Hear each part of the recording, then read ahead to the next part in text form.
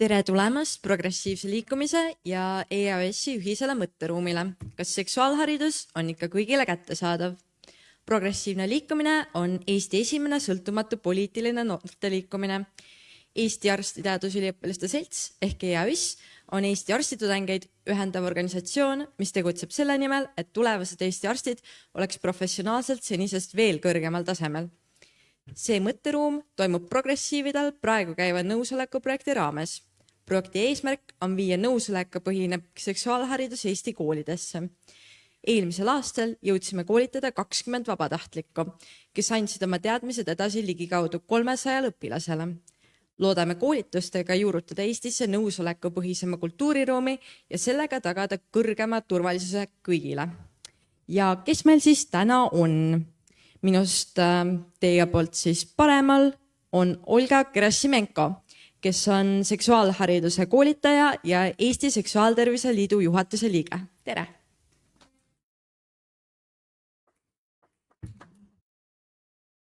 Egert Hie, EAS-i välissuhete asepresident. Ja Kristel Rannaääre, õpetaja, aktivist ja Eesti LGBT ühingu juhatuse liige. Ja mina olen Kaide-Gert Roos, EAS-i seksuaaltervise töögrupi juht ja samuti tänase ürituse moderaator. Ja enne kui me küsimuste juurde läheme, siis üritus orienteerub pikkus on 1,5 tundi ja teil kõigil on võimalus Facebooki ürituse all ka oma küsimusi küsida Slido keskkonnas, nii et kasutage seda demokraatiat ära. Aga alustame siis selle kõige üldisema küsimusega, et miks üldse on oluline, et seksuaalharidus sisaldaks teemasid, mis arvestavad igasuguse seksuaalse ja sooidentiteedi mitmekesisusega? Oleks nagu väga imelik, kui ta seda ei teeks. No ma arvan, et vabandust, selle hingeldan natukene selle inimese pärast, aga me tihti sellele küsimusele vastame läbi LGBT kogukonna näiteks, et nad oleksid kaasatud, see tähendab nende jaoks turvalist seksuaalkäitumist, tugevat vaimset tervist ja nii edasi, aga ma siinkohal tahan öelda ka seda, et nende teemade käsitlemine on meil ühiskonnana üldiselt vajalik, sellepärast et me saaksime aru, kui mitmekesine see maailm on, et üleüldse tekiks selline avatum suhtumine maailma mitmekesisusse, aga see looks ka teistele noortele, kes kogukonda ei kuulu, aru saama, et seksuaalsust ja sugu on palju rohkem võib-olla, kui me siiani oleme harjunud nägema. Ja mina mõtlen sageli sellisele paralleelile, et meil on intersoolisi inimesi, sama palju kui punapäid. Samas punapeadele ei ütle keegi, et miks me peaksime rääkima sellest, et punapead on olemas veel kuidagi nagu eraldi või siis nagu järsku nagu jätame punapead välja ja ei maini neid. Ei ole nagu seda. Aga miks siis teiste inimgruppidega võiks niimoodi toimida? Miks me üldse nagu küsime seda küsimust, just kui see oleks midagi väiksemat, tähtsusetumat, samas kui see on oluline, et inimesed on erinevad ja kõik nad peavad tuge saama, kõik nad peavad teavet saama ja kõik nad peavad kaitset saama. Millistes tundides praegu koolides üldse seksuaaltervisest räägitakse? Kui me vaatame seksuaalsuse teemat alates seal inimese üsas kasvamisest kuni siis tema surmani, siis võiks rääkida ju juba seal algklassidest, isegi lasteaias on ju teemad inimene ja perekond ja et need teemad tegelikult osades asutustes on, haridusasutustes on sees, teistes ei ole, aga ideeliselt nii kui laps asub haridussüsteemi, nii need teemad peaksid olema sees hästi orgaaniliselt teiste teemade sees, aga ütleme seksuaaltervise tunnis, kus me räägime seal juba põhikoolist või gümnaasiumist, siis seal ma isegi ütleks, et võiks LGBT teemat ka mingis mõttes nagu rõhutada, et kui me näiteks räägime suhetest, et siis me toomegi välja, et on erinevaid suhteid ja toome näiteid sinna, et luua sellist turvalist keskkonda, et see arutelu saaks minna laiemaks.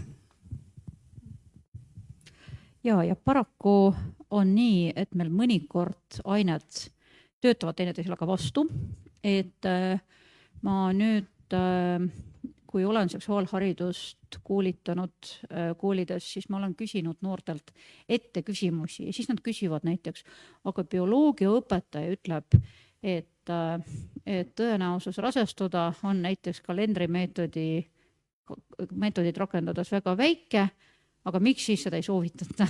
Ehk siis jah, tõepoolest meil justkui väga paljudes ainetes võiks seksuaaltervise ja laiemalt seksuaalsuse teemad läbi käia, aga nad käivad võib-olla mõnikord imelikult läbi. Ja muidugi siin väga selge vastus noortele, et ma ütlen selle ära ka, on see, et kalendermeetodiga iga 4. paar nii-öelda põrub ja siis kondoomiga iga 50. paar põrub ja sedagi sellepärast üldiselt, et ei kasuta õigesti kondoomi. Mis on selline väga markantne vahe, eks, aga see on justkui nagu bioloogias kaduma läinud.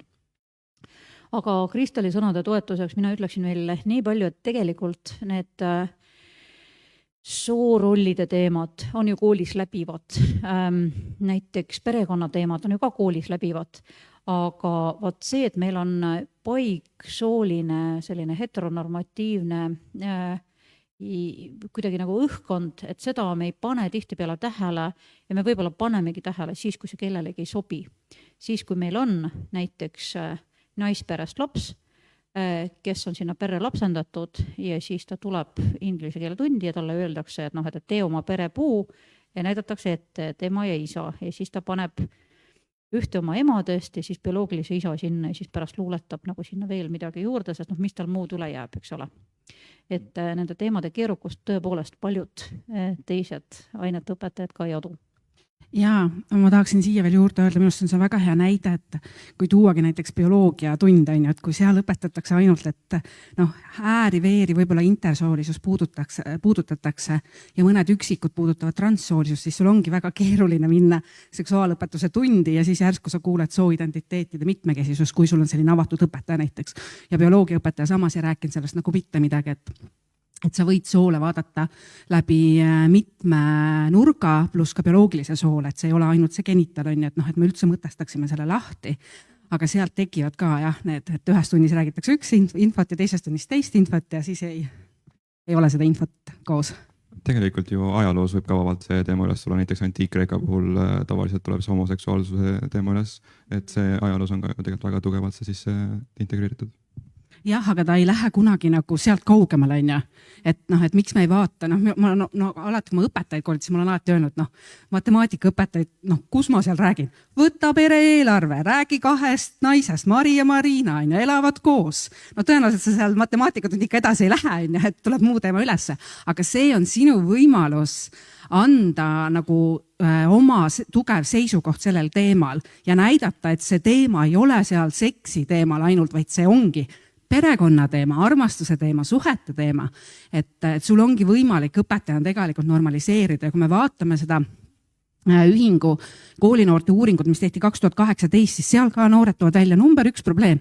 Nad ei tea, milline täiskasvanu koolikeskkonnas on turvaline ja samas toob uuring välja, et mida rohkem teatakse turvalisi täiskasvanuid koolis, seda kaasavam on koolikeskkond üleüldiselt, seda paremad õpitulemused on LGBT noortel, seda parem on vaimne tervis, vähem puudutakse ja nii edasi. Et see mõju, mis me arvame, et on jube väike, on tegelikult palju suurem. Kuidas erineb kväärinimeste seksuaalharidus traditsioonilisest seksuaalharidusest ja millised teemad on just eriti olulised? Mina ütleks, et väga paljus otseselt ei erine, sest tegelikult ei olegi olemas nagu mingit eraldi seksuaalharidust, eks ole. Ja ma tean, et vähemasti Eesti Seksuaaltervise liidus koolitajad räägivadki siis seksuaalharidusest kõigile. Et räägivadki siis erinevatest praktikatest, mida erinevad inimesed võivad kasutada, kui räägivad tervisest, kui räägivad suhetest, siis täpselt samamoodi erinevatest suhetest, et me näiteks suhete eetikast räägime sageli läbi lipusüsteemi, mis on selline absoluutselt universaalne, olgu seal suhtes siis 2 inimest või mitu inimest, kuni nagu selleni välja, et olgu see suhe, ma ei tea, selline, olgu see suhe, sõbrasuhe või siis romantiline suhe või seksuaalne suhe. Ja samas on muidugi kväärinimestel sellised eraldi haavatavused, mis on samuti võib-olla mõnikord erinevad, ei olegi nagu ka jällegi nagu mingid üldist nagu kväärinimestele suunatud, eks ju, seksuaalharidust, sest näiteks mõnikord inimestele on väga tundlik see genitaalide teema ja väga tundlik teema, et teistel inimestel võivad olla mingisugused eelistused siis partneri genitaalidele, eks. Ja teistele inimestele see teema nii tundlik ei ole. Ja ma mõtlen sageli selle peale, et ma ei oska mõnikord isegi koolitajana seda tundlikkust piisavalt arvestada või siis piisavalt ette kujutada, et mis on need haavatavused, mis väärivad rohkem tähelepanu, mis väärivad rohkem süvenemist ja rohkem tundlikkust, aga kindlasti transtundlikkus kui selline, kindlasti see normaliseerimine kui selline, et seda on vaja ja seda on eraldi vaja, mitte sellepärast, et kväärinimesed on kuidagi sellised, kes vajaksid normaliseerimist, aga sellepärast, et transinimesi ja siis mitte heteroinimesi on siis tümitatud, eks ole, ja nad ei ole piisavalt, nad ei saa piisavalt normaliseerimist, eks ole, meie ei saa piisavalt normaliseerimist siis ühiskonnas. Ja ma olen hästi nõus, et minu meelest, kui me räägime puhtalt nagu näiteks, kui me räägime näiteks seksuaalõpetusest seksist, siis me võiksimegi rääkida läbi kehade.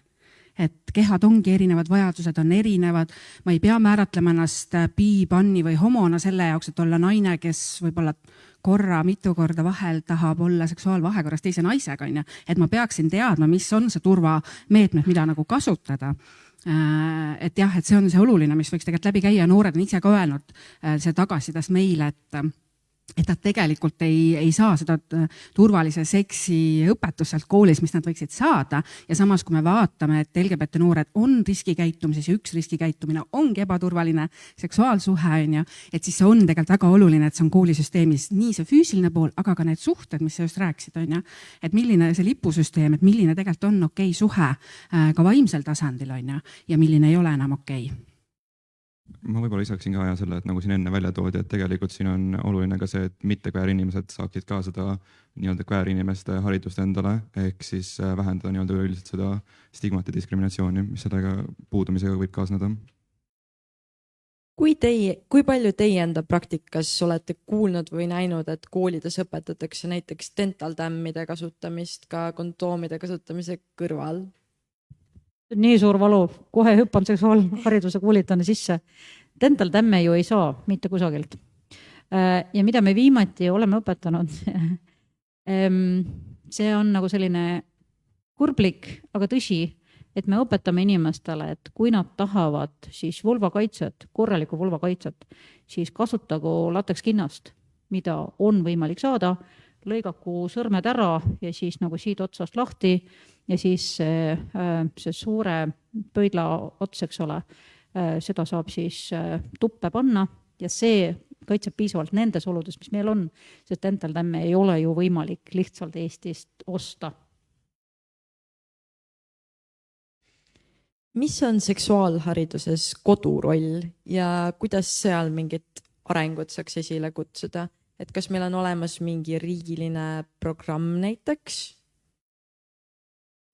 Ma tean, et Lastekaitse Liidul on tulnud välja küll üks, ma nüüd jään vastuse võlgu, mis juhend see oli, aga see oli mõeldud küll vanematele ja noortele ja koolidele kasutamiseks. See oli väga, kui mitte, ikka väga nagu LGBT kaasav teema, aga ma olen alati öelnud seda, et ja ma tean, et paljud õpetajad vaidlevad mulle vastu, et kool ei saa kõike õpetada, aga kui me tahame ühiskonnas muutust, siis paraku peab olema kool see, mis võtab suurema vedamise selle jaoks, et meil tekiksid õiged teadmised kõikides valdkonnas, kus on vaja, olgu see siis seksuaalharidus, turvalised suhted, rahatarkus. Me ei saa jääda kodude peale lootma, sest siis ei teki ühiskonnas seda muutust, aga loomulikult me tahame ju, et iga vanem tegelikult teeks selle rolli ära, et õpetaks võimalikult vara turvalist seksuaalelu. Jah, ja arvatavasti riiklikul tasandil sellele mõeldakse, aga meie ei ole praegu sellised riikliku tasandi eest kõnelejad. Ja mina oskan oma mätta otsast nii palju öelda, et lapsevanematel on tihtipeale see tunne, et peaks küll oskama, teadma. Kui meil Seksuaaltervise Liidus eelmisel aastal oli lastevanematele suunatud koolitus, siis see läks põhimõtteliselt väga kiiresti ühe õhtuga vist. Kõik need koolituspäevad ja kõik need veebinarid. Ja kui nüüd mõelda Q-Space'i, siis LGBT organisatsiooni, Tallinna organisatsiooni korraldatud siis koolitustele kõik, mis te tahtsite LGBT kohta teada, aga võib-olla kartsite küsida, siis sinna suuresti tulevad 2 kategooriat. Tulevad lapsevanemad, kes tahaks osata oma lastega rääkida ja tulevad lapsed, nii-öelda noored, kes tahaks osata oma vanematega rääkida ja oma vanematele puust ja punaseks asju selgitada. Nii et see vajadus on karjuv, see vajadus on väga tugev. Ja ma nüüd ei tea, mulle tundub, et usaldus seksuaalhariduse vastu on ka kodudes kasvanud. Sealhulgas ka võib-olla konservatiivsemates kodudes mõnikord. Ja ma arvan, et siin on ka sellel võrdsusel ja võrdõiguslikkusel oluline roll rääkida. Et meil on Eesti tõepoolest kõikide inimeste päralt. Ja ma räägin ka noortele, kes ütlevad mulle, et mina tahaks elada nii, et ma sellest seksuaalharidusest midagi ei tea, et sul on see õigus ja sa oled siin võib-olla selleks, et õppida oma piire, et teised inimesed peavad sinu piire austama. Et kui sina ei taha sellest midagi teada ega kuulda, siis sul on see õigus, aga see inimene, kellel on vaja ja kes tahab sellest midagi teada ja kuulda, et temal on ka õigus seda haridust saada. Nii et loodetavasti see peaks vanemate hirmud ka väiksemad hoidma, aga üldiselt nii, nagu meile uuringud näitavad, on see, et noored kõige vähem räägivad oma vanematega seksuaalsusest. Et vanemad on see kategooria, kes tegelikult ei saagi nagu piisavalt esindatud kahjuks. Ja seda loodetavasti võiks ka saada muutma, sest tihtipeale on lapsevanematel see kartus, et kuidas ma nüüd räägin, et see tuleb ju minust, et peab lapsest tulema. Ja, et meil on ka nagu nende lastevanemate puhul, kes meieni jõuavad, neid väga palju ei jõua meie ühingu juurde, aga need, kes jõuavad, siis ja ka koolitustel, kui me koolitame näiteks noorsootöötajaid ja õpetajaid ja meil on sellised hästi pikad koolitused, kus me jõuame ka lõpuks sinna, et need, kes on lapsevanemad, ütlevad ka, et tegelikult nii hea koolitus, et tahaks ka oma lapsega nagu rääkida, aga ma ei tea, kuidas. Ja siis me oleme alati öelnud, et kõige parem viis on anda selge signaal, et sa oled LGBT toetav. Et see nagu tee nagu avada, ka seksuaaltervise mõttes laiemalt, et sa ei pea kohe nii, et tule istu nüüd siia kõrvale, hakkame täna seksist rääkima või homodest. Et sa võid seda teha ka niimoodi, et kuule, et abieluvõrdsus võeti vastu, mis sa arvad? Et kuule, et vaata, ma siin loen, siin on Jüri ja Jürgen on koos, et täitsa tore paarike, et oled sa sellest midagi kuulnud ja avad selle niimoodi akna ja läbi selle siis tegelikult sa annad väga selgelt oma lapsele signaali, et sina oled turvaline lapsevanem ja tema saab teha selle järgmise sammu. Ka seksuaalhariduse mõttes saab teha selliseid väikseid samme, et vastavalt eakohale, et räägime sellest keha mitte puuduta, võõrad ei tohi keha puudutada, millal on okei olla paljas. Ja kui me oleme nende teemade keskel, siis need raskemad küsimused ei ole niimoodi, et meie peame neid algatama, et kas sa juba seksid või räägime turvaseksist, et see noor ka ise tegelikult julgeb neid küsimusi tulla ja küsida loodetavasti siis õigel ajal. Kuidas erineb seksuaalhariduse andmine Eesti erinevates piirkondades, kui me just võrdleme maapiirkondi ja linnu? Sul on vist kõige parem kogemus. Ma kahtlustan, et mitte. sest mina ei ole maapiirkondades käinud ja ma usun, et tegelikult maapiirkonnad, neil on väga vähe ressursse.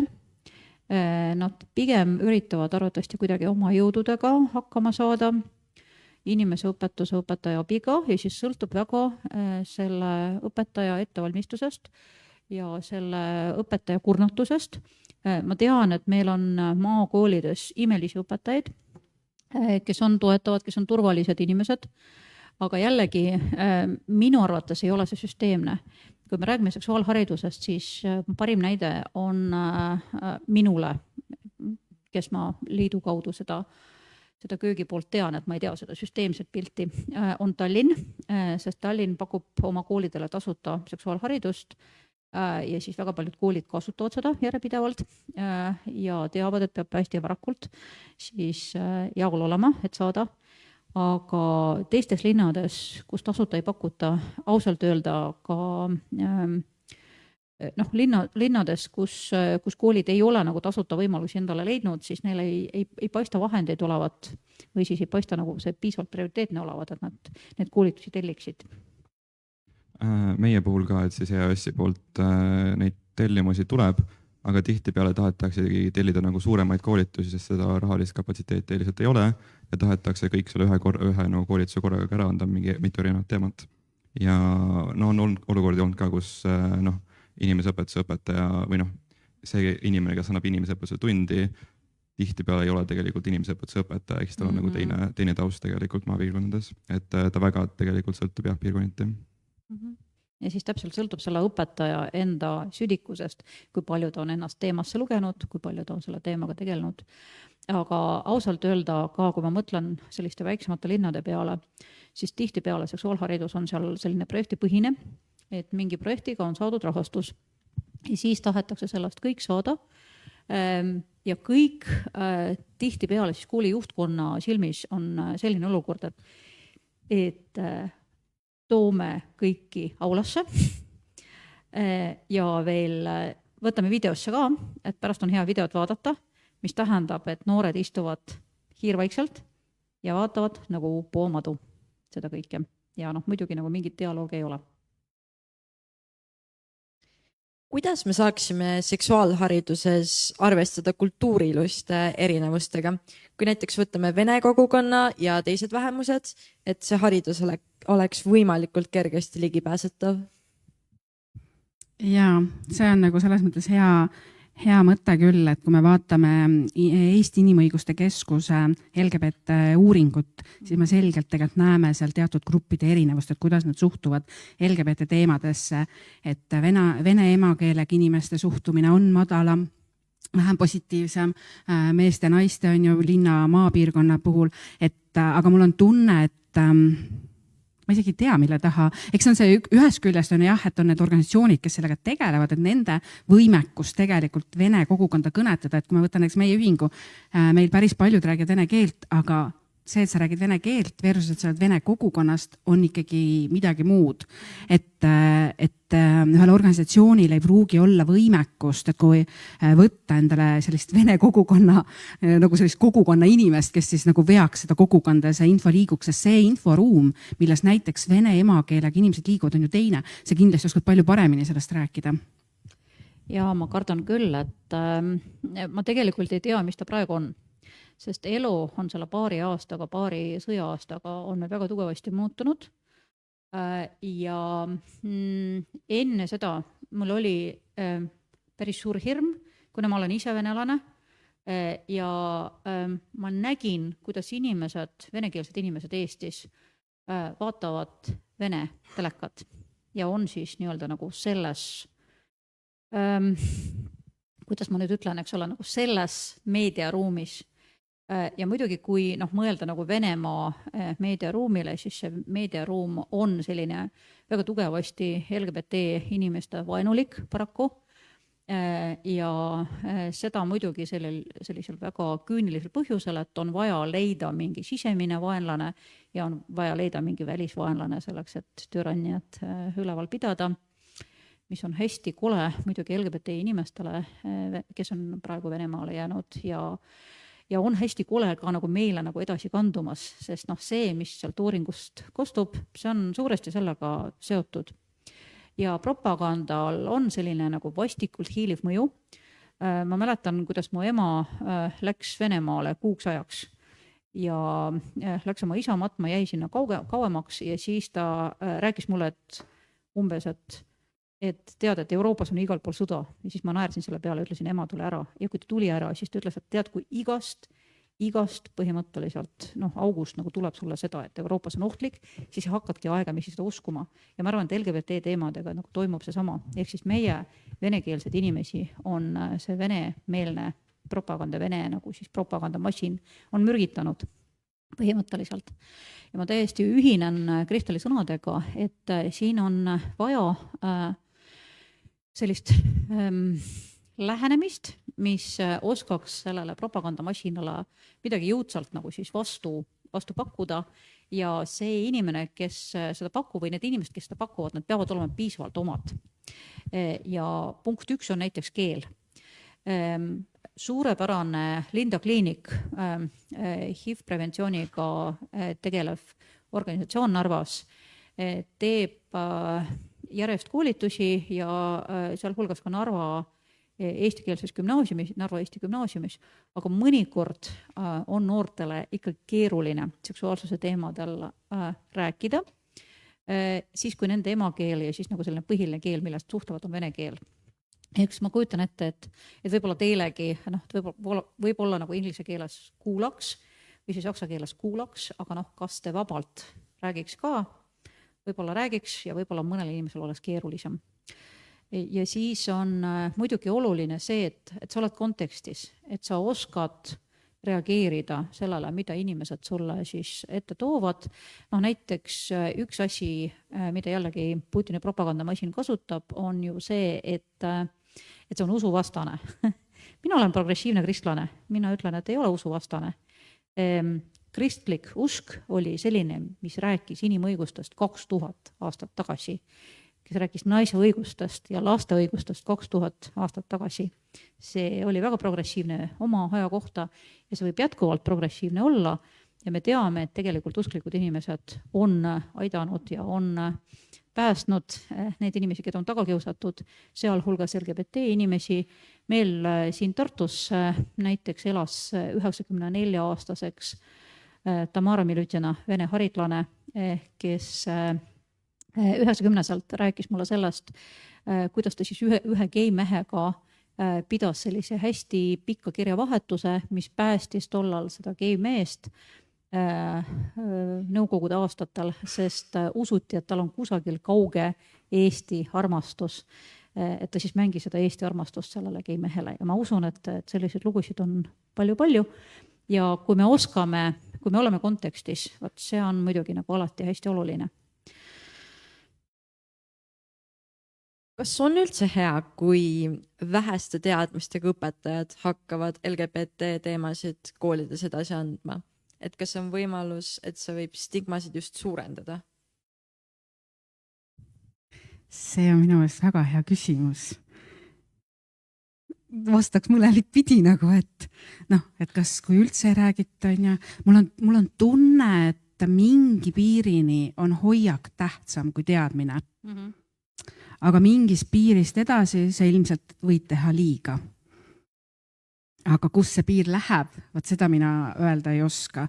Sest nagu ma ütlen, et sellest LGBT teemast ei pea rääkima see inimeseõpetuse või seksuaalõpetuse õpetaja, vaid seda tõesti võib teha bioloogiatunnis, matemaatikatunnis, võtta ajalootunnis mõni LGBT sündmus ja seda rääkida, siis sa ei peagi väga teadma, selles mõttes sa oskad ajalõpetajana konteksti või seda olustikku sinna ümber rääkida ja kui sinu hoiak on positiivne, siis ma arvan, et sa suudad sellega rohkem head teha, aga kui me lähme seksuaaltervisetundi, seal vist need piirid tulevad nagu äkki rohkem, et eriti kui me räägime, ütleme, transteemadest või sooteemadest, intersoolisest teemast, see on palju keerukam, palju tundlikum, seal on nagu mitte ainult see identiteet, vaid seal on see ka kehatundlikkus on palju tugevam, et võib-olla äkki seal piirid tulevad varem ette.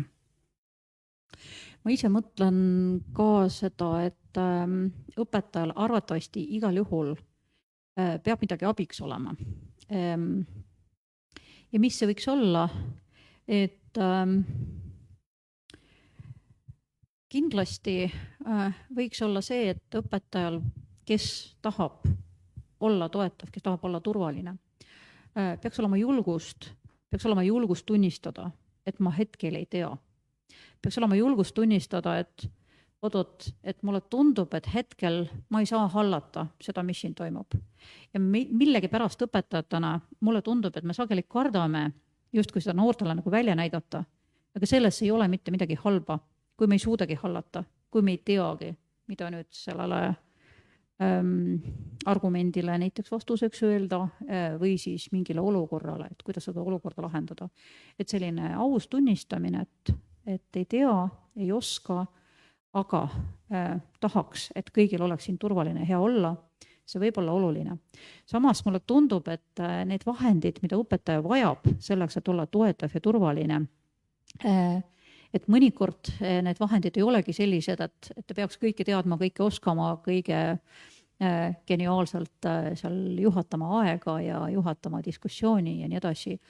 Aga näiteks turvalisema ruumi reeglid, turvalisema ruumi kokkulepped on üks oluline teema, millest õpetajad kindlasti saavad kasu. Et kui me lepime näiteks kooli kontekstis tunnis kokku, et igaüks räägib enda eest, et me ei arvusta teisi inimesi, et igasugused inimgrupid, kellest me siin räägime, võivad osutuda osaks meist, kes me siin ruumis oleme. Et tegelikult juba see loob sellise turvalise konteksti, kus õpetajal on kergem hakkama saada ja selleks, et seda turvalisemat konteksti luua, selleks ei ole teab, kui palju tarvis. Ma lasin siin enne meie diskussiooni algust ringlema ühte lehte, kuhu võib oma nimed kirja panna, kui te tahate teada saada materjalidest, mis siis LGBT noored on siis õpetajatele teinud ja seal on turvalisema ruumi kokkulepped sees. Ja me arvatavasti selle kuu lõpus teeme õpetajatele ka webinari, kus me seda tutvustame, et loodetavasti seal on sellised väiksed asjad, mis võivad tugevalt õpetajaid aidata. Ja tegelikult saab õpetaja ju pakkuda, kui ta ise ei tea mingeid materjale, mis on usaldusväärsed, mis siis kajastaks seda infot, mida siis õpilased vajavad, ka siis mingisugused LGBT infovoldikud või siis leheküljed, kus nad saaksid seda infot turvaliselt kätte. Ja ma tahaksin veel kogu selle jutu peale lisada, et mul on tunne ka, et nagu õpetajad ka ise kardavad, et nad peavad jube palju on ju teadma, aga mul on üks näide ühelt õpetajalt, kes ütles, et ta pani oma märkmiku peale vikerkaare kleepsu, tal ei olnud üldse LGBT mõttes, pani lihtsalt selle kleepsu sinna ja siis hakkas märkama, kuidas päev-päevalt hakkas rohkem noori tema juurde tulema, rääkima temaga üha nagu personaalsemalt ja hiljem, kui ta meie koolitusel käis, ta sai aru, et ma andsin noortele signaali, et ma olen turvaline noor ja tegelikult sa ei pea teadma seda teemat. Sa lihtsalt andsid märgi, et sa oled turvaline, sa oled lihtsalt empaatiline, vestlust oskab pidada, kuula ja kõik. Mida teha, kui lähed noore õpetajana kooli? Ise oled selline LGBT positiivne, aga kolleegid on pigem konservatiivsed ja ei taha üldse asjaga kaasa tulla. Vikerkaare kleeps kohe rinnale ära. No mina soovitan alati ära küsida juhtkonna hoiakud või teha selgeks, et need on minu väärtused, millest ma nagu lähtun, sealhulgas LGBT ja see on hästi oluline see välja tulla, et kui me räägime inimõigustest või sellisest tolereerimisest, mis ongi see, kuhu me oleme ennast praegu söönud, et kõik on võrdsed, on ju, kõiki tolereerime, aga siis on niimoodi, et mingid grupid on väljas nagu võrdse kohtlemise seadusega on ju mingites punktides, et me oleme täna selles kohas, kus me peame need grupid välja ütlema, et kõik saaksid aru, et see teema käib ka tema kohta. Ehk, et kui sa lähed uude keskkonda, mina soovitan avatult sellest teemast rääkida, sest ma arvan, et kui sinu jaoks on see oluline väärtus, sa tegelikult tahad olla selles töökeskkonnas, kus see on väärtustatud, sest üllataval kombel, kui ma alustasin õpetajate koolitamist, siis aeg-ajalt oli ikka kuulda, et koolijuhid ei tahtnud meie koolitusele lasta õpetajaid. Aga ka mõned aastad tagasi veel, kui ma koolitasin, tuli minu juurde üks õpetaja, kes ütles, et ta pidi pikalt oma koolijuhile, muuseas Tartus, tegema selgeks, et ta ei tule homopropaganda koolitusele, ta tulebki päriselt nagu aru saama, mis LGBT on, kuidas seda tunnis käsitleda, kuidas seda märgata ja aidata. Ja see on nagu kummaline, et sa täna veel pead nagu selgitama. Ehk et ja teisest küljest me oma õpetajatega ka, kui me koolitusel räägime, siis ma saan aru, et see kolleegide probleem on üleval, et kui kolleegid ei ole toetavad, kui juhtkond ei ole toetav, see on problemaatiline, kuidas sa neid teemasid käsitled, mõtled, et räägid tunnis. Nagu üks õpetaja ütles, iga kord, kui teed suu lahti, ütled sõna homo, siis on vähemalt üks lapsevanema kiri postkastis. Ja kui sul ei ole seda toetavat juhtkonda seal taga, siis see lihtsalt põletab su läbi ja sinu motivatsioon selle teema eest seista lihtsalt hääbub. Et mina ütleksin alati välja selle, et need on minu väärtused, kuidas see teile tundub, kas need võiksid olla ka teie väärtused ja sealt minna. Väga nõus. Ja ma tegelikult mõtlen, et millest on võib-olla abi kolleegidega rääkimisel arusaamisest, et me olemegi mitmekesised. Tihtipeale, kui ma pean rääkima inimestega, kellel on minust erinev arvamus, isegi kui see arvamus on näiteks inimõiguste vastane, siis ma ei pea neid veenma või ma ei pea seda nagu tõde kandma. Mina ütlen, et minu jaoks on nii. Ja kui see kontekst toetab, siis ma küsin, aga kuidas sinu jaoks on? Et meil ongi 2 pilti, minu pilt ja sinu pilt.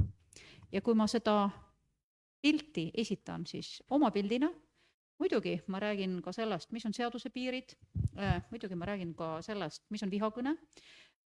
Ja kui minu kolleegi või siis ka muidu inimese arvamus teeb mulle tuska, siis ma ütlen talle seda, et tead, mul on väga valus seda kuulda, et mul on praegu ebameeldiv.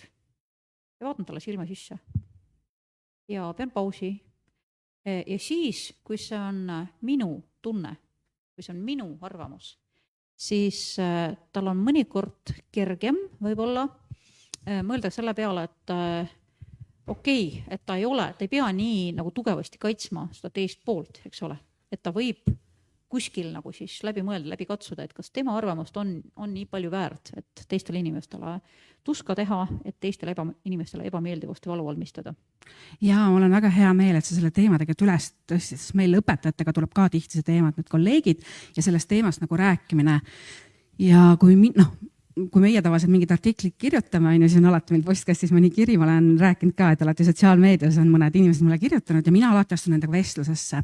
Ja tegelikult see valu 99% ei ole LGBT-s, miks nad sinuga hakkavad niimoodi vihaselt. See tegelikult on palju laiem lugu, mis sealt taga hakkab hargnema, et see ongi see teadmiste teema või see arusaam, mida meedia on loonud, et mõne jaoks on väga üllatav. Ma mäletan siis, kui see kooseluseaduse arutelud tulid ja inimesed hakkasid töökeskkondades kapist välja tulema ja neile tuli üllatusena. See on ju nii normaalne, kuidas sa gei oled?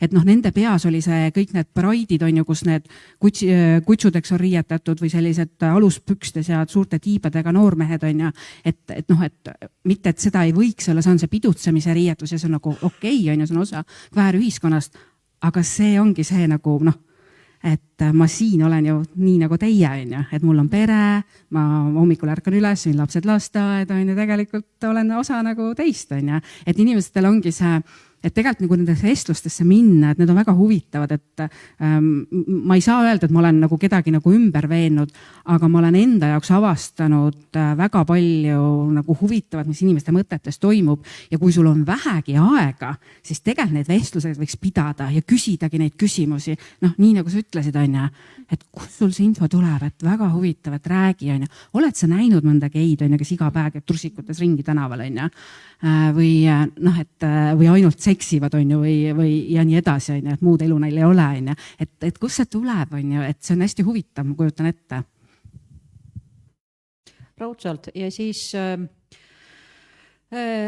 tihtipeale on seal nagu mingisugune kogemus, mida inimesed kipuvad niimoodi üldistama ja tegelikult nagu selle kogemuseni jõuda võib olla nagu päris tervendav ühtepidi. Et ma mäletan, kuidas üks inimene ütles, et need LGBT-d on tegelikult kõige agressiivsemad veel. täitsa nagu inimõiguste vastased.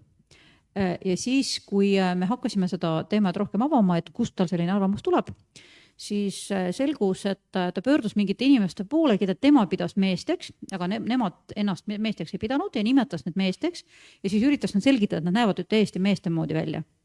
Ja nüüd ma ütlesin talle, et kujutage nüüd ette, et need inimesed, kelle poole te pöördusite, et need oleksid olnud paiksoolised naised. Et nad arvatavasti oleks nagu sama agressiivsed, eks ju.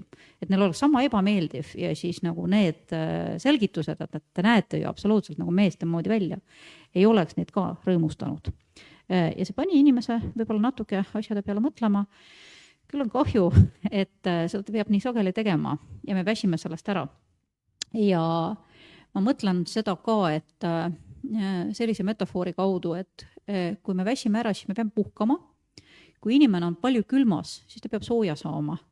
Ehk siis, kui te peate palju head noored õpetajad, head noored sellise vaenuliku keskkonnaga kokku puutuma, siis looge endale seda innukamalt, see soe, toetav, vastuvõttav keskkond, kuhu te saate nii-öelda nagu sooja tulla sellest külmast ja vaenulikust. See on väga oluline. Kui koolist ja kodust pole kasu, siis millised on kväärinimeste võimalused saada seksuaaltervise kohta infot ja kuidas me saaksime parandada ligipääsu just usaldusväärsetele allikatele? Kindlasti meilt seksuaaltervise.ee, kindlasti teilt LGBT ühing, kust arsti inimesed saavad oma infot või mida sina oskad soovitada? Eks meie saame ikka teie lehekülgedel seda infot ka, nii et mis seal ikka. Jah, see ongi nagu see selline nagu mustas internetis ringi käimine, tumedas internetis ringi käimine, et kus see info tegelikult kätte on saadav, on ja. Et see on jälle see, et seda ei peaks olema, et sa lähed kooli, sa saad selle kätte, sa saad selle kodus kätte, aga paratamatult sa pead otsima seda teatud lehtedel ja mida meie oleme hakanud tegema, siis me oma partnereid hõikame aeg-ajalt oma sotsiaalmeedias üles ka, et kes on need turvalised kohad, kuhu minna seksuaalharidust saama või nõustamist kasvõi, et noorte kabinetid täna on väga LGBT teadlikud, vist ma pakun, et üle Eesti. Ma tean, et Tartu kohta on igal juhul väga palju positiivset alati nagu räägitud, et see on kindlasti koht, kuhu noore saab suunata, sest mõnikord on tegelikult ka nii, et kuna selle LGBT-ga käivad kaasas ka sellised stereotüübid ja müüdid, siis vanemad näiteks väga pelgavad meie ühingut. Seksuaaltervise liit võib-olla on nagu vastuvõetavam, arstitudengid peaksid ka olema nagu üsna okei ja turvaline, et siis ongi hea võib-olla suunata pigem nagu nendesse organisatsioonidesse ja sealt saab väga hästi ka sellist nõustamist ja infot ja materjale. Väga spetsiifilistesse küsimustesse väga spetsiifilistele küsimustele saab hästi vastuseid seksuaaltervis.ee küsinõu rubriigist. Et võid oma küsimuse postitada ja mõne päevaga saad vastuse siis vastavalt alaspetsialistilt ja siis kui on vaja edasi juhatada, siis juhatatakse ka edasi. Aga ma usun ka, et kogukond tegelikult ka kogukonna sees on väga palju infot, nii et siis LGBT tugigrupid on kindlasti ka sellised kohad, kuhu näiteks ka õpetajad võiksid võib-olla tulla, kui need tugigrupid on avatud, siis ka liitlastele ja kus võib-olla õpetaja, kes tahaks olla toetav, saaks ka oma küsimustele võib-olla nagu vastused ja teisipidi saaks nagu teisi inimesi toetada.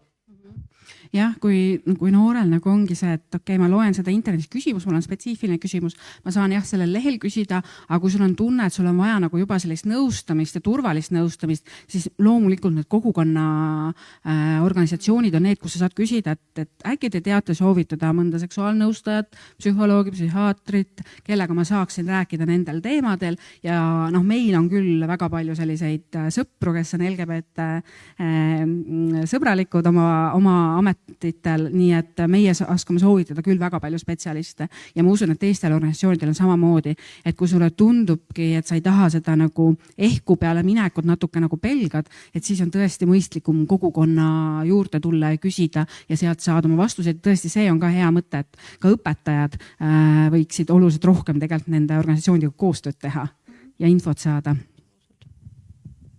Aga millised on kõige levinumad probleemid, millega kväärnoored teie poole siis pöörduvad? Transteemad.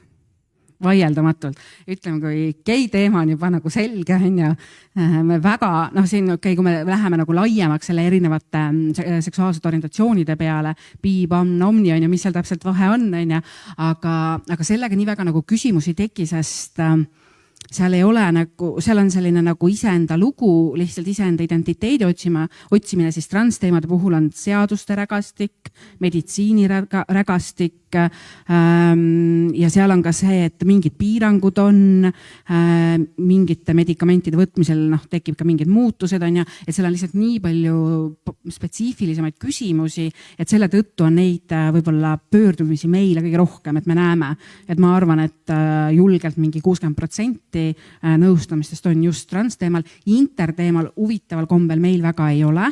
Intersooliste kogukond on üsna varjatud mingitel põhjusel, et kui me loeme intersooliste lugusid, siis nad kahjuks on eelnevalt olnud pahatihti traagilised.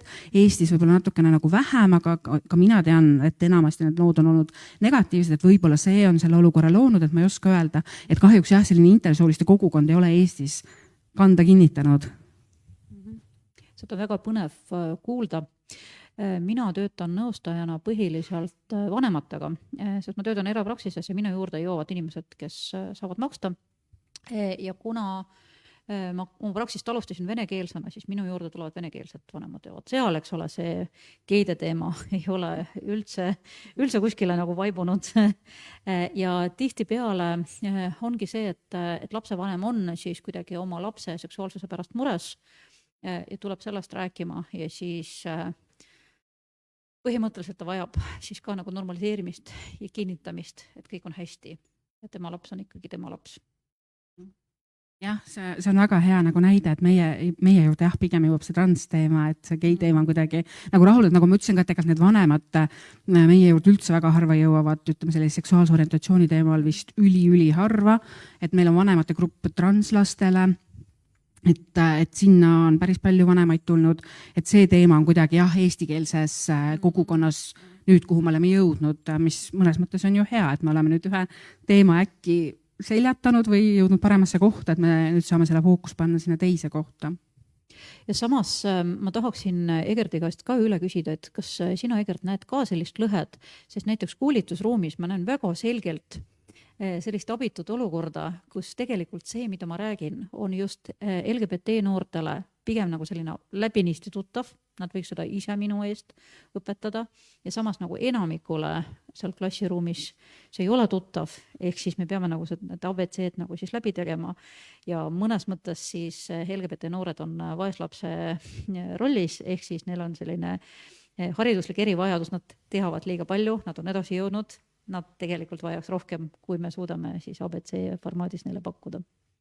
See sõltub sellest vanuseastmest, ma arvan, sellepärast, et kuna meie anname nii-öelda 6-12 klass vahemikus, siis see sõltub, kui kaugele nad on jõudnud, eks ole, oma õpingutega, mis teemasid nad on juba käsitlenud ja võib-olla mis teemasid nad on jõudnud ise otsida.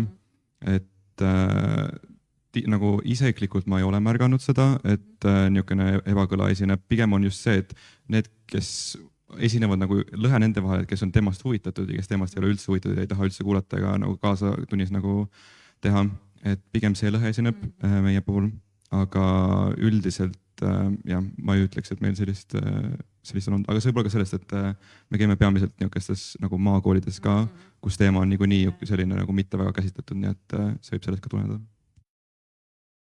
Milliseid müüte ja eksiarvamusi olete teie oma töös just LGBT kogukonna sees kohanud?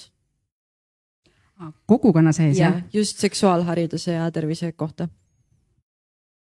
Selles mõttes, et me räägime sõnast LGBT kogukond, on ju, et pole see midagi nii kogukond alati, on ju.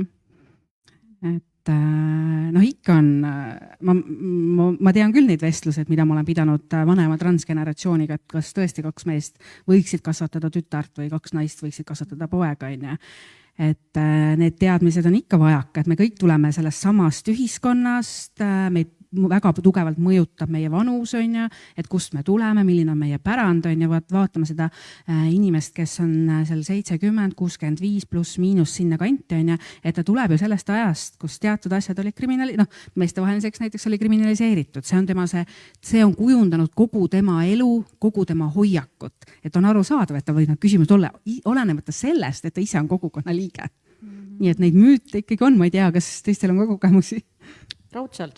Muidugi sellised kõige võib-olla markantsemad müüdid on need seksuaaltervise müüdid, et ma olen sellega kokku puutunud, et inimesed arvavad, et kui meil penetratsiooni ei ole, kui me hõõrume suguelundid teineteise vastu, siis meie ju haigeks ei jää, mingid infektsioonid ei kandu edasi, aga limaskestalt limaskestale kanduvad väga toredasti.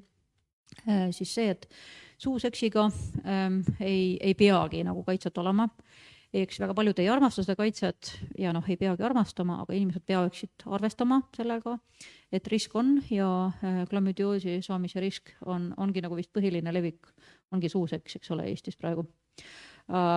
Aga mulle tundub, et suhete mõttes ka, et võib-olla suhete mõttes on nagu vähem nagu neid tugesid, või ma ei oska ka öelda, et ma praegu nagu räägin ja ise kahtlen selles, sest mis need heteronormatiivsed toed nii väga toed on, ei ole, nii väga ei toeta inimesi suhetes. Aga sellegi poolest, et näiteks inimesed mõtlevad, okei, me ei määratlegi oma suhet, aga siis nad kuidagi nagu siis libisevad kas mingisse kontrollivasse suhtesse või siis mingisse toksilisse suhtesse enda jaoks, eks ole. Ja siis ei ole kuidagi nagu siis millestki nagu kinni pidada või kinni hakata, et võib-olla nagu see on ka raskem või siis see, et inimesed võivad nõusoleku põhiselt nagu minna mingisugusesse suhetesse, kus nad saavad väga haiget. Siis oskamata mõelda sellele, et aga mis siis, kui midagi halvasti läheb. Et okei, et meil on praegu nagu tundub, et meil on mittemonogaalne suhe ja mina olen armunud ja siis see inimene ei ole väga minusse armunud, aga talle sobib see suhe minuga, aga kui tema tahab sealt välja astuda, et mida ma siis tunnen või mida ma siis teen. Ja võib-olla ka üks müüt on ka selline, mis on ka selline väga ohtlik ja millest on väga kahju, on see, et ma ju ei tohi endast rääkida. Kui ma lähen näiteks psühhiaatri juurde, ma ei tohi ju talle öelda, et ma olen mittebinaarne, ei tea, mis ta teeb. See on tihtipeale müüt, väga paljud Eesti spetsialistid on haritud ja on tundlikud, aga paraku muidugi ei ole, on ka need, kes ei ole ja see risk on, aga see risk ei ole läbiv ja kui inimesed võtavad seda riski läbivana, siis nad võib-olla jäävad sellest toest ja sellest abist ilma, mida nad muidu saaksid. Mul tuli veel meelde üks, mis selle nagu ennast hävitav müüt on, mis on ka selline jälle see põlvkondade vahe, et need vestlused, mida ma olen pidanud vanema generatsiooni transinimestega, et mul tuleb väga erkselt meelde ühe naise lugu, transsooline naine siis, et kus me vestlesime seal ja siis ta lõpuks vaatas mulle otsa, ütles, et kuule Kristel, mis naine ma olen, on ju, et mul on peenis. Et mul on see jälle see arusaam, on ju, et mis määrab meie nagu soo, et ma õnneks näen seda nooremate puhul vähem, ma saan aru, et iga lugu on erinev, aga mul on hea meel näha, et noored suuda või kuidagi näevad seda sugu natuke laiemalt, et see genital nii tugevalt alati ei määratle, aga vanema generatsiooni puhul ikka jälle ma nendesse vestlustest tulen nagu rinnad ja genitalid hästi-hästi tugevalt ja nad ütlevadki või näiteks ma mäletan ühte meest, kes ütles, et ma olen, et kui kõik asjad on tehtud, ma võtan endale emaka ka ära, on ju, kuigi keegi ei näe seda, aga see nagu tunne on nii tugev, on ju, et ma saan aru, et see on hästi personaalne lugu, aga ma arvan, et see ongi jälle see, mis see ühiskond ka meile on nagu loonud, et vot see on õige mees, see on õige naine, no jumala eest ära siia vahepeale üldse kuku, on ju, et see on see enda hävituslik mehhanism, mis lõpuks hakkab tööle. Puudutasite korraga vägivalda. Kuidas saaks LGBT kogukonnas seksuaalvägivalda ennetada ja tagada selle, et ohvrid saaksid õigeaegset tuge?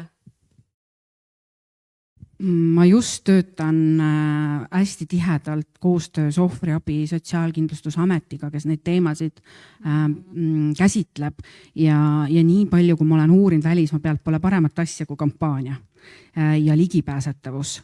Sa ei saa nagu mitte muud moodi, sest kui me vaatame, mis uuringutest välja tuled, siis nii nagu paljude haavatavate gruppidega me tunneme, et see teenus ei ole meile. Et me ei tule selle peale, sest see kogu narratiiv perevägivallast on ju enamasti ehitatud niimoodi, et mees on vägivallatseja, naine on ohver. Me oleme jõudnud nüüd siia, et aru saame, et võib ka vastupidi olla, aga me ei ole jõudnud siia, kus me saame aru, et meespaarides võib olla, et on need uskumused, et 2 meest koos, kus siin ohver on, või 2 naist koos, kus siin peksja on.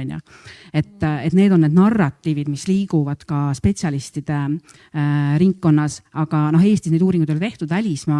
Ja need narratiivid on ka nendes veebilehtedel, me räägime, et mehest, naisest, et tegelikult me peaksime kasutama neutraalset kõnet, me peaksime looma, meil on selline märgis nagu kõik on teretulnud, mida me väga-väga soovitame asutusel kasutada nii veebis kui ka kabinetiustel, et jah, ideaalses maailmas me ei peaks seda tegema, aga me ei ole praegu seal, me peaksime väga selgelt andma signaali, et see teenus on mulle ka, et kui ma olen haavatav inimene haavatavas olukorras, siis on väga ebatõenäoline, et ma tegelikult teenusele lähen, kuigi ma seda vajan. Ja ohvriabi tegelikult on väga selgelt välja toonud, et neid juhtumeid on vähe, et me vaatame statistiliselt, neid peaks sama palju olema LGBT peredes, kui need on hetero, cis-peredes, transperedes, arvatakse isegi võib-olla natuke nagu rohkem olevat, aga kui me vaatame seda, kui palju on pöördumisi, siis neid on ikkagi väga vähe. Nii et see probleem on hästi tugevalt õhus. Ja kui me ennetusest räägime, siis tegelikult iga inimene võiks alati teada, et see, mis tema suhetes toimub, peab talle sobima. Ja kui ei sobi, siis see algoritm on, mida õpetatakse, on ikka selline kuidagi nagu ohvripoolne, aga minu arvates on see hea algoritm, seda tegelikult saab juba lasteaiast õpetada ja juba õpetatakse, et kui midagi on, mis on sulle imelik, mis sulle ei sobi, siis ütle ei.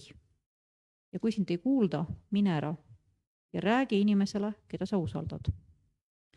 See võiks olla niimoodi kõigile ja võib-olla haavatavatele inimestele, kes ei julge väga palju oma suhetest rääkida ja oma suhteid näidata. Võib-olla nagu nad on rohkem isolatsioonis, et ei ole võimalust nii palju tuge saada.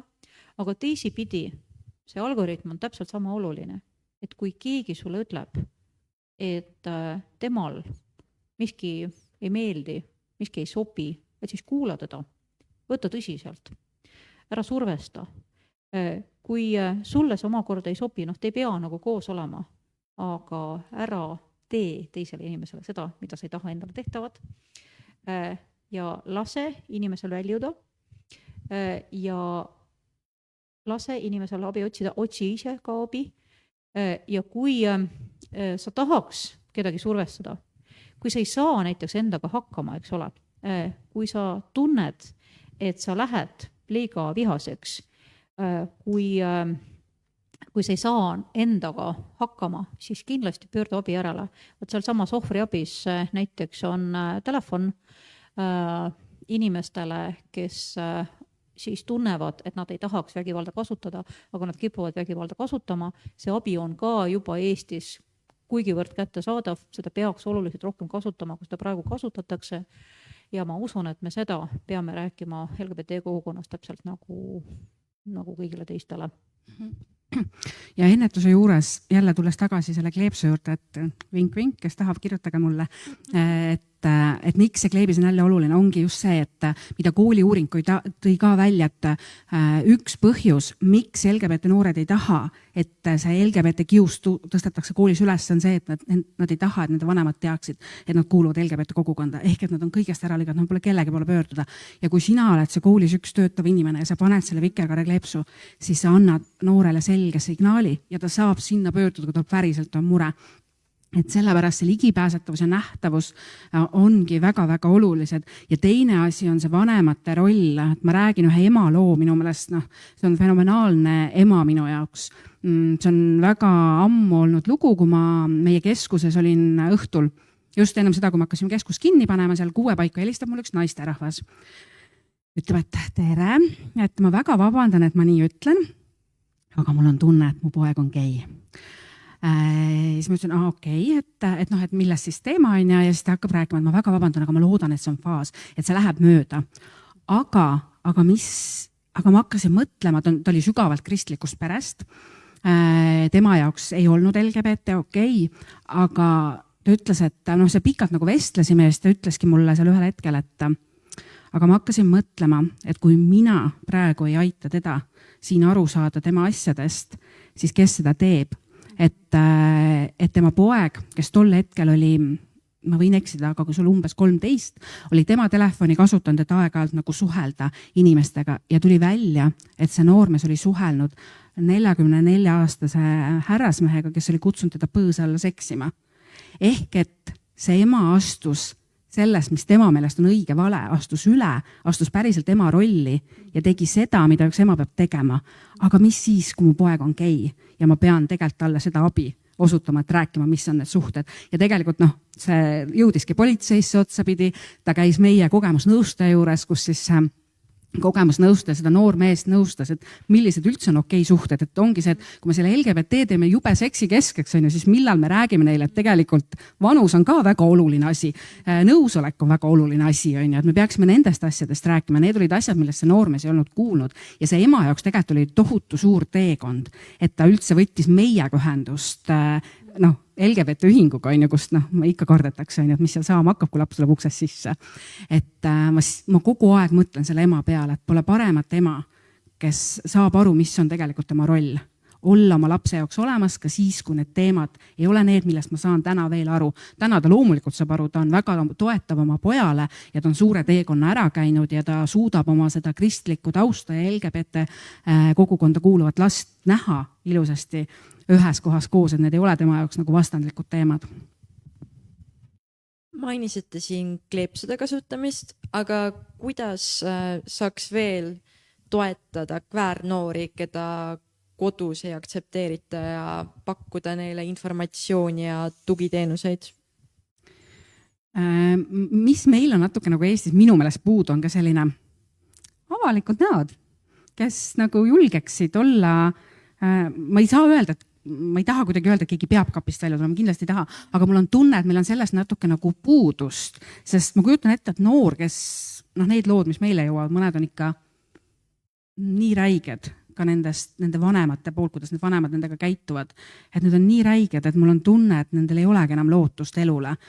Et sellised eeskujud, kes on kuskile nagu jõudnud, võiksid natuke neid aidata, kuidagi nagu sellist lootust nagu andes. Ma näen, et välismaa programmides need väga hästi nagu töötavad, aga meil justkui on ikka see homo nagu natuke nagu sõimusõna veel, et meil ei ole selline, et jaa, ma olen gei, aga it's okei, ja ma julgen seda proudly nagu öelda, aga meil nagu väga ei ole seda, et ma arvan, et ka see kindlasti nende eeskujude loomine ja õpetajad ja noorsootöötajad, selle kaasava ligipääsetava teenuse loomine, et mul ongi see ühingu või mõne muu MTÜ kontaktid seal kuskil seina peal, mul ongi see vikerkaare kleeps kuskil, ma käsitlengi neid teemasid julgelt, ma tean, et Tartus on üks noortekeskus, kes on väga julgelt nende teemadega käsitleb ilusasti, eks nad on saanud natuke ühiskonnalt hagu olla, aga vaatamata sellele nad tegelikult ikkagi neid teemasid käsitlevad ja see loobki selle, see nähtavus on see, millest meil on puudus igas valdkonnas.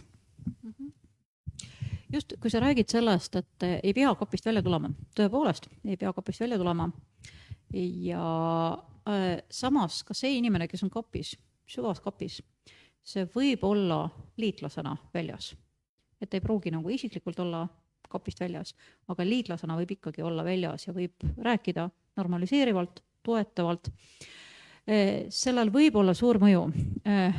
Ma olen hariduselt lingvist, keeleteadlane ja kunagi õpetasin Tartu Ülikoolis keeleuurimise meetodeid. Ja sealt ma pidasin ühe loengu, kus ma rääkisin sellest, kuidas siis üks transnaine 60ndatel Berkelis inspireeris siis teadlasi uut lähenemist keeleteaduses looma.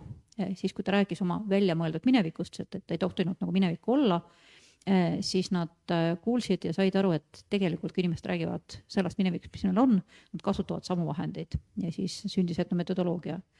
Siiamaani tulevad mulle tänaval inimesed vastu ja ütlevad aitäh.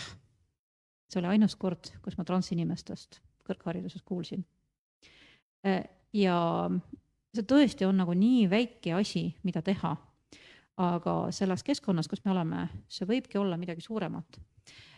Ja kui sa oled toetav õpetaja, kui sa oled julge noor inimene, õpilane kuskil tegev õpilasesinduses, üliõpilasorganisatsioonides, siis palun ole häälekas, ole liitlasena häälekas, ole siis inimõiguslasena häälekas. Kuidas on Eestis lugu transtervishoiuga? Palju meil aega ongi? Kehvasti. No, need, kes on nüüd kursis, siis Praxis on teinud tänuväärset tööd koostöös meie ja Transühingu ja teiste aktivistidega ja loonud tegelikult tervishoiu need materjalid, teinud uuringuid, andnud soovitusi, aga mulle nagu tundub, et see on natuke nagu peaga vastu seina jooksmine, et selline inimõigused, meditsiini kuidagi väga raske on nagu neid nagu sisse saada. Et ikkagi on kuidagi, ühesõnaga neid probleeme tegelikult on tõesti hästi palju, et kui me täna oleme jõudnud sinna, et me lõpuks oleme selle abielu vabaduse või selle võrdsuse nagu saavutanud, et siis on nagu suur asi tehtud, aga tegelikult veel suurem mägi ootab meil ees, mul on tunne, sest mulle tundub, et seal on nagu rohkem neid seinu ees ja seal on see meditsiini küsimused, enesemääratluse küsimus, kirurgilised sekkumised, kontrollmehhanismid, riigi roll, et noh. Ja üldse, kui me räägime, siis arvatavasti peale konkreetselt nagu transteemad on transinimestel muidu ka tervisehädasid, eks ole, kus inimesed vajaksid transtundlikkust ja siin ma küsiks Egerdi käest, et kui palju te seda transtundlikkust arsti ja üliõpilastena saate nagu õppida? Kui aus olla, siis need teemad on meditsiiniõppekavas või arstiteaduse õppekavas väga, väga minimaalsed, et see võib ka tõenäoliselt olla üks probleem, nagu miks see väga palju edasi ei liigu, sest et ega see õppekava väga, kui areneb, siis väga vähem, eriti selles valdkonnas, et nii palju, kui ma tean, siis võib-olla mingisuguses endokrinoloogia tsüklis käsitletakse seda teemat, eks ole. Üks seminar on selle kohta, siis seal on ka see sõnakasutus nagu tõenäoliselt vale, aga selles mõttes, kui ta ühes-kahes nagu seminaris tuleb teemaks, siis ega ta väga selline integreeritud ei ole, et suhtlemisaines ka, eks ole, võib-olla tuleb üks seminar selle kohta, et teil tuleb mingi patsient, kes on, siis on rohkem seksuaalsuse teema muidugi, et mul isiklikult näiteks oli üleeile farmakoloogia seminar ja seal õppejõud kasutas üllatavalt õigeid sõnavara, et teemaks oli hormoonasendusravi ja seal oli nagu ikkagi vanem meesterahvas, kes andis seda seminari ja ta kasutas, et transsoolised inimesed ka on üks väljund hormoonasendusravile, et siis muuda nende näidustuste kõrval, mis seal olid. Et ta vaikselt tõenäoliselt liigub positiivsemas suunas, aga selles mõttes siiani ta veel on puudulik selles mõttes või vähene. Jah, et ma arvan, et siin on üks on see, et meditsiin oleks transkogukonnale kättesaadav nii nagu neil vaja on ja teine ongi see transspetsiifiline meditsiin, et neil on nagu veel 2 kohta, kust nagu läbi on vaja nagu pressida, et alustades sellest, et ongi see, et nagu need lood on günekoloogi ukse taga, kus transmehed või mittebinaarsed seisavad ja siis meditsiinitöötaja on segaduses. Ja see on nagu arusaadav, sest see tulebki kooli, et kui sa ei saa seda sealt, et siis sul ongi raske nagu seal arstikabinetis, kui sa tööle hakkad selle kõigega nagu toime tulla, et neid teemasid on tegelikult ju palju, see ei ole ainult meditsiin, mida sa õpid, ongi see patsiendi käsitlus, on ju selline kommunikatsioon ja märkamine ja neid gruppe on hästi palju erinevaid, millega sa pead tegelema, et ühest küljest on see hästi nagu arusaadav, aga teisest küljest paratamatult need inimõigused peavad sinna meditsiini jõudma. Ma võib-olla natuke siin tuletaks intersektsionaalsust meelde, sellepärast, et mul ei ole, ütleme nagu siis transtundlikkusega nii palju kogemust arsti juures, aga mul on olnud selline väga vastik kogemus, kus mulle tehti sellist invasiivsed uuringud, see oli Mao uuring ja kust minu käest küsiti nõusolekut, et tudeng, kes on siis juures, võib siis vaadata ja võis küll, aga sellest kujunes õppetund tudengile, kus arst nagu üldse ei vaadanud mind, seletas pikalt tudengile, kus ma nagu sel ajal nagu valu kannatasin. See oli minule väljakannatamatu põhiliselt seetõttu, et mul on seksuaalvägivalla kogemus. Ja jällegi, eks ole, kui me räägime haavatavatest inimgruppidest, siis väga paljudel on. Mis ma tollal tegin, oli see, et ma kirjutasin kliinikusse kirja. See kiri, muidugi see vastati nagu kuidagi nagu väga formaalselt ära, et nõusolek oli, eks ole, see paberil nagu alla kirjutatud nõusolek ja nii edasi. Aga ma usun, et see kiri ei läinud niisama läbi, vaid ikkagi nagu teinekord mõtlevad need inimesed võib-olla veidikene rohkem. Ja ma tean omast kogemusest, kui raske, ja ma võib-olla nagu siin solidariseerun nagu transinimestega, et kui raske on midagi sellist teha, aga palun ärge jääge nende kogemustega üksi, teadke, et te võite nii-öelda siis kogukonna poole või siis nagu sõprade poole, lähedaste inimeste poole, ka sellega pöörduda, kes aitavad põhimõtteliselt ka reageerida, sest kui sa reageerid sellele, mis sinuga tervishoius toimub, ma loodan, et sul endal on kergem, kui sa saad seal juures tuge ja siis nagu see ei jää nagu niimoodi pikalt nagu aastateks vinduma, aga selleks on tõepoolest tuge tarvis, et niisama lihtsalt ei saa seda üksinda teha.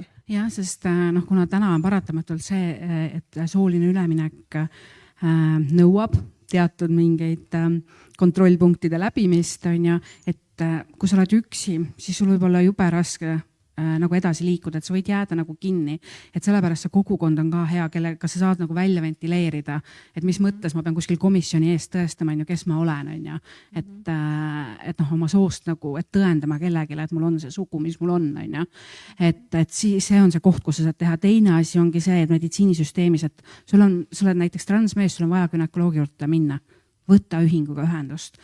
Me ütleme sulle, kes on teadlik, kes on sõbralik, kes oskab tõenäoliselt väga hästi ka keeleliselt sinuga suhelda, seda toetavat keelt kasutada, et sul on palju lihtsam minna. Ja kui me jälle räägime sellest teadlikkusest, et hormoonasendusravi võib suurendada näiteks kasvajate riski, seda enam on oluline, et sa käid kontrollis ja on aru saada, jälle sa ei taha, et ongi see, et sa seal ukse taga pead jälle, iga kord, kui sa astud uksest sisse, sa pead ennast nagu füüsiliselt paljaks võtma, aga sa pead ka mentaalselt ennast paljaks võtma.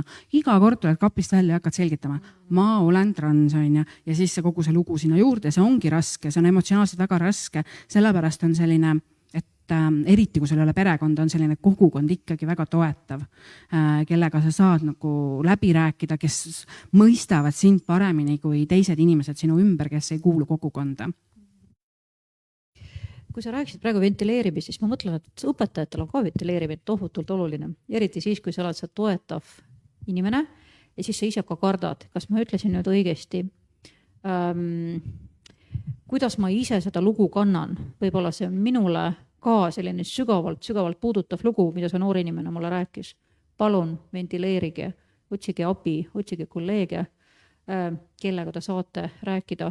Öelge ka noortele, kes teile mingid lugusid usaldavad, et te peate ka ise abi saama, et olge läbipaistvad, eks ole, selles mõttes, et te ise võib-olla nagu kellelegi anonüümselt nagu räägite seda lugu edasi selleks, et ise tuge saada, sest siis saab inimene selleks kas nõusolekut anda või mitte nõusolekut anda, aga siis saavad noored sellest, kui raske teil on, saate ise sellest aru, kui raske teil on ja siis saate sellega midagi ette võtta, sest see läbipõlemine on tegelikult kerge tulema, kui sa oled toetav ja hea. Meil on täna arstitudengeid ka siin. Kuidas peaksid tulevased tervishoiutöötajad vastuvõtul käituma, et LGBT+ patsiendil võimalikult mugav oleks? Pane see kleeps ukse peale. Jah, see kleeps esiteks on täiesti üks asi, mida saab teha ja teiseks muidugi täiesti suhtlemisoskused, kõik, mida meile õpetatakse nüüd, et patsiendi keskne suhtlemine, nii-öelda üleüldiselt positiivne suhtumine, ükskõik kes su patsient ei oleks, eks ole, sa ei hakka nagu vastavalt oma patsiendile oma suhtumist kuidagi muutma, et igat patsienti võiks siiski käsitleda selles mõttes positiivselt ja nii-öelda südamlikult. Ma võin kohe enda näitel rääkida, et ma olen 2 korda üsna lühikese vahega sünnitanud. Kui ma esimest korda läksin oma emmaemanda juurde, teate, seal on see raseda kaart, kus tuleb ära täita ja siis seal on see mehe andmed. ja kui ma ütlen mu ämmandale, mul ei ole mees, mul on naine, onju, siis ta vaatab mind, ta natuke segaduses ütleb, et okei, et me ei saa siia panna, onju, siin on sõna mees, me ei saa naisse panna, onju. Mingi, noh, oled rase, oled arsti juures, oled haavatav, ei hakka vaidlema, onju. Jätsin nii, onju. Siis teist korda, kui ma olin rase ja läksin ämmaemanda juurde, mis te arvate, kas ma nagu ütlesin, et mul on naine? Ei ütle, onju. Ja mina olen veel aktivist ja mina olen kapist väljas, aga noh, ebamugav on, ma ei taha ja ma ei viitsinud, mõtlesin, ma ei hakka jälle. Et ma arvan, et see eelmine ei olnud üldse pahatahtlik. Ma arvan, et tekkiski peas väike error, onju, ja ta ei osanud kuidagi sellest välja tulla ja mina ei viitsinud ka nagu oma õigustest seista ja jätsin nii, onju. Ja siis asjaolude sunnil ma vahetasin teise ratsuse ajal oma ämmakat ja siis ma läksin ämmaemanda kabinetti ja seal oli imetilluke märgike. Ma armastan inimõiguseid. Kas ma ütlesin talle, kui ta hakkas täitma seda kaarti, et mul on tegelikult naine, loomulikult ütlesin, sest see oli selge signaal mulle, ja ta ei teinud teist nägugi, pani ilusti kirja, üldse ei vaielnud. Nii et tegelikult nendel asjadel, et ma tahan hästi palju, ma olen seda rõhutanud ja ma rõhutan veel, et me ei pea suuri mägesid ehitama selle jaoks, et need noored pääseksid seksuaalharidusele ligi, turvalisusele ligi, et need on nii väiksed asjad tegelikult, mis teevad suurt muutust.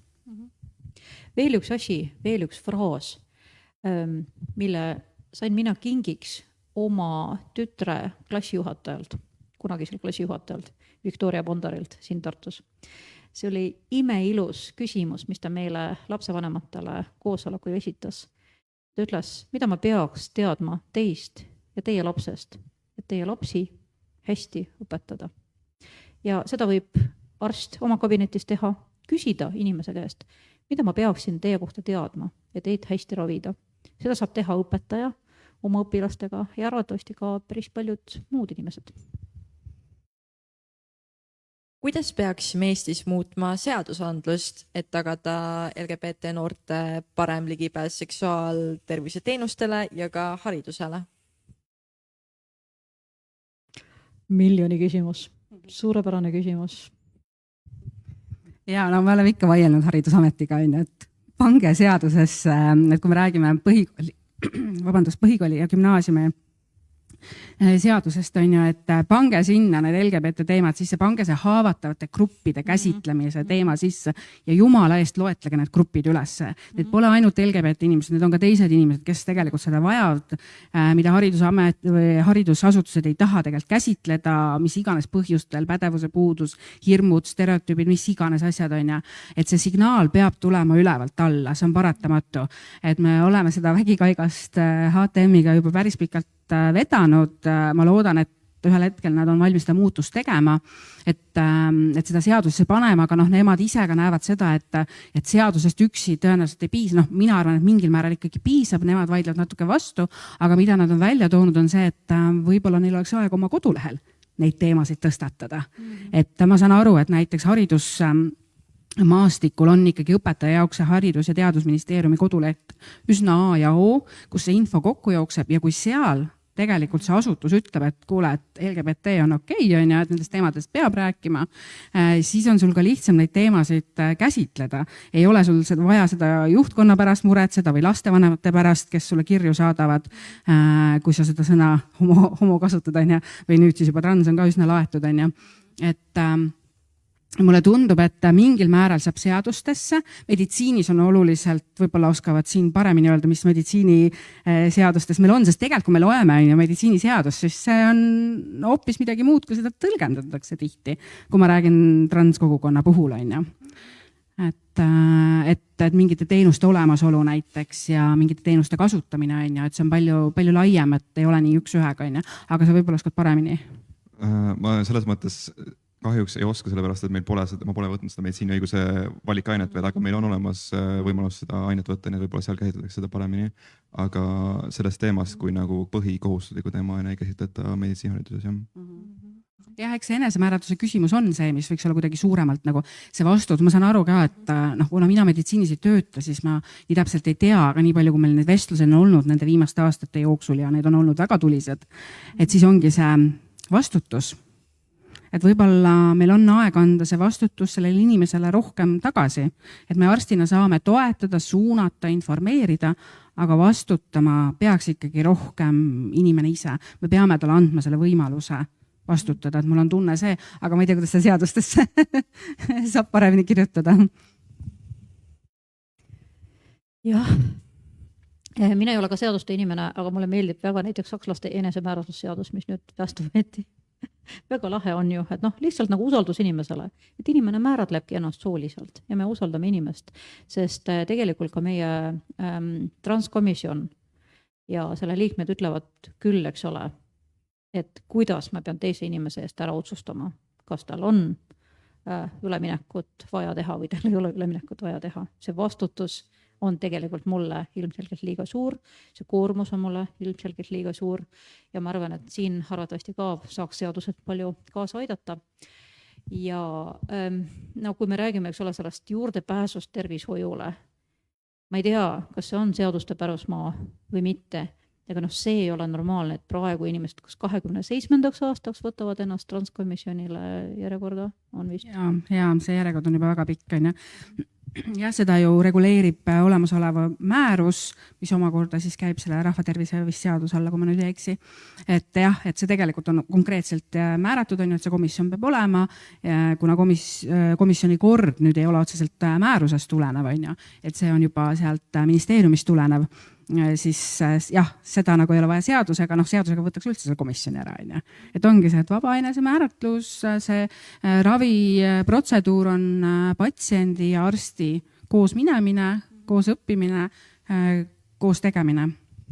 Mul tekkis veel üks tore asi, et ma ei tea, kas meie seadusandlusega tegelejad kuulavad kunagi seda vestlust, küll oleks hea, kui kuulaks ja küll oleks hea, kui kuulda võtaks. Aga nõusoleku seadus ja nõusoleku seaduse jah-mudel, mis paneb vastutuse seksuaalse nõusoleku eest, siis initsieerijale see inimene, kes tahab midagi pakkuda, peab kõigepealt nõusolekut küsima ja vaikimisi nõusolekut me rohkem ei eelda. See tegelikult aitaks transinimesi ka päris palju, sest praegu, eks ole, mis on selle vaba enesemääratluse, see vastane, eks ole, argument on kindlasti, eks ole, et kõik hakkavad ennast vabalt määratlema selleks, et mingitesse suletud naise ruumidesse sattuda ja nii edasi. Ja kui meil tuleb see nõusoleku seadus, kus me tegelikult ei tohigi teise inimesega midagi teha ilma temalt väga konkreetselt nõusolekut saamata, siis ma arvan, et see muudab pika peale ka siis nagu ühiskonna arvamust siis sellest väärkohtlemisest ja ühiskonna arvamust ka turvalisusest ja mida on turvalisuseks vaja ja see kaitseb ka transinimesi päris palju. Küsin veel lõpetuseks, et kas ja kuidas võib Ameerika uus poliitiline olukord mõjutada meie seksuaalharidust siin Eestis? Ma ei taha sellele mõelda. Ja küll tahaks, et ei mõjutaks kuidagi, aga muidugi see sõltub sellest, mis meil Eestis poliitilisel maastikul toimub. Aga ma võin vähemasti seda öelda, et meie oleme ikka kohal ja teeme ikka seda, mis vaja. Ma arvan, et ta mõjutab neid, kes otsivad ka õigustust vägivallaks mingite gruppide suhtes või otsivad õigustust, et neil ongi õigus kontrollida mingeid gruppe nagu naised ja LGBT ja nii edasi. Aga laias perspektiivis ma loodan, et see ei mõjuta nii palju ja minu meelest see mõte, millega lõpetada, et kas koerad hauguvad, karavan läheb ikka edasi, meie teeme ikka oma tööd ja meie oleme ikka kogukonna jaoks olemas ja meie ikka seisame selle eest, et Eestis need muutused tuleksid, mida on vaja selle jaoks, et see oleks turvaline ja kaasav ühiskond. Minul said praegu küsimused otsa, kas publikust on veel kellelgi küsimusi?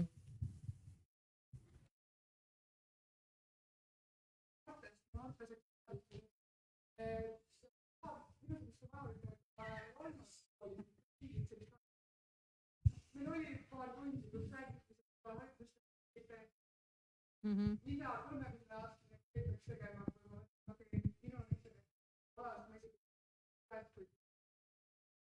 aga esimestega ettevad ja kui ei ole inimene, kes ei ole kunagi haridust saanud.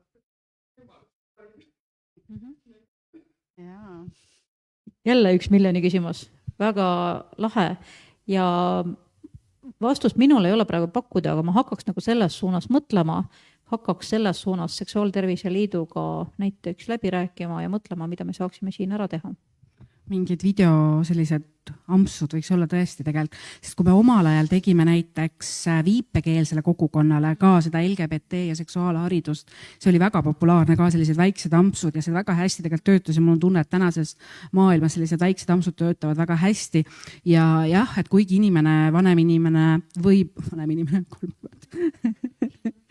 need vanad inimesed, need 30-aastased võivad ju internetis otsida, aga jälle see tekib see allikakriitilisus ja aeg, et ma pean iga kord ju hindama üle, et kas info, mida ma otsin, on adekvaatne. Jah, ma võin minna Seksuaaltervise Liidule lehele, aga tegelikult mul on tunne, et see info, mida vajatakse, ei ole ainult see, et selle mõiste, vaid nagu see laiem rääkimine üldse, et millised suhted on okei, et räägime sellest, millised on seksuaalvõimalused voodis, väljapool voodit, millised vahendeid tuleks kasutada, et see ei ole see, et ma oskan isegi otsida seda nagu kilet, mida hargi vahele panna, et ma ei oska seda sõnagi otsida, et see sõnastik võib ees olla, aga kus ma tean, mis asi selle nimi on, et ja ma ei tule võib-olla isegi selle peale, et seda otsida.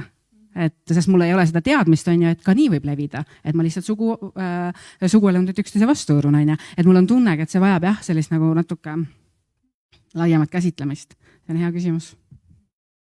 See on täitsa unistus ausalt öelda, sest seksuoloogina töötades ma puudun päris palju kokku sellega, et inimesed tulevad mis iganes enda arvates häbiväärse looga, millest neil on väga raske rääkida, mille kohta nad usuvad, et väga raske on lahendust leida, et näiteks inimesel ongi selline purskav orgasm ja siis ta häbeneb seda.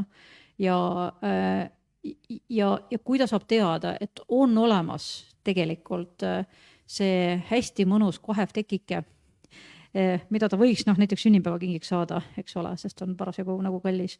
Et mingid nagu sellised lihtsad lahendused, mis on nagu olemas, eks ole, mis on toetavad ja tegelikult nende lahenduste kohta võiks ju info ka nagu kuskil nagu niimoodi nagu väljas olla, et igatahes see sinu küsimus on see, mis paneb meid mõtlema. Suur aitäh selle eest. Ja ma tahaks veel lisada, et üks asi selle interneti otsimise juures on ka see, et me ei pruugi seda teksti väga saada eesti keeles. Ehk et see ei ole selline, et ongi see, et ma loen jah, et seal ma saan mingi kile panna hargi vahele, aga Eestis ei müüda, et see internetis olev info ei pruugi alati sobida siia konteksti, kus me praegu just oleme. Et see on ka see probleem. Igert, kas arstitudengid pakuvad midagi? Ja tegelikult arstitudengite selts meil tegelikult pakub ka orgasmilaborit, mis on üks variant, mida saab tellida, mis ongi suunatud just täiskasvanutele ja käsitlebki siis täiskasvanute seksuaalsust ja erinevaid teemasid, mis sellega seotud on. Ja teoreetiliselt ma usun, et on võimalik ka tellida mingite LGBT eriversiooni ka, kui väga soovida, et ma arvan, et see kõlab nii hästi orgasm LGBT eri. Miks mitte?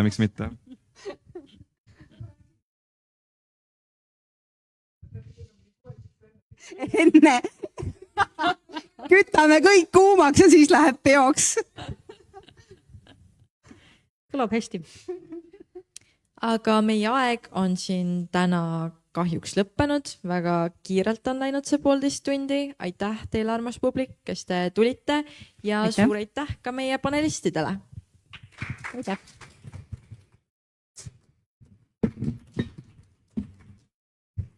Ja tahaksime teid premeerida ka meie EAS ja progressiivide märtsiga.